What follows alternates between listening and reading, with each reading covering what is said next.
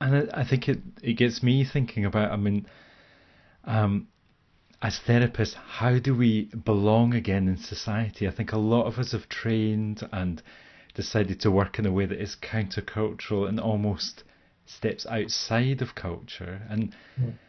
there's a real challenge. Well, how do we come back in a way that speaks to our integrity and is a contribution to?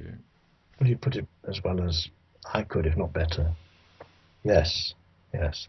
However, yeah, don't get too hooked on integrity, authenticity, purity, and goodness, because delusions of those things causes a lot of trouble in the world.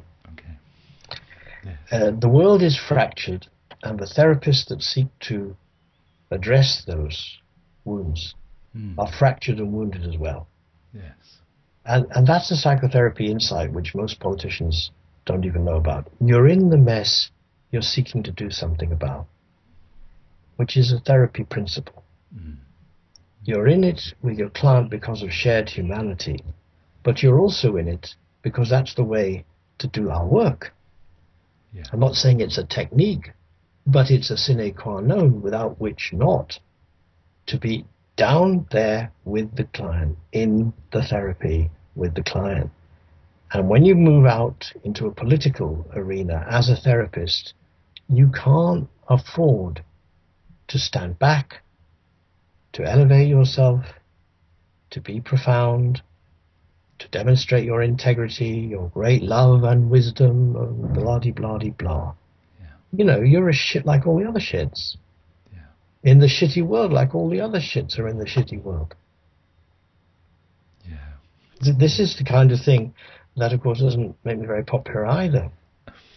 But there's a real reflection or parallel with our work with clients, I guess. We're down in the mud and we're Yes, getting yes, on yes. with it together. And that idea that we're special or something or separated out, not That's my point. helpful. That's Yeah. exactly my point. That is our ethos as therapists. It should be our ethos when we move into the political world as well.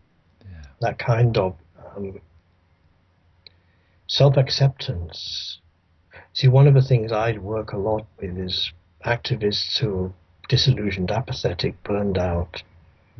And one of the problems is that they had such high aspirations. They saw themselves as better, purer, more thoughtful, more reflective, more psychologically minded.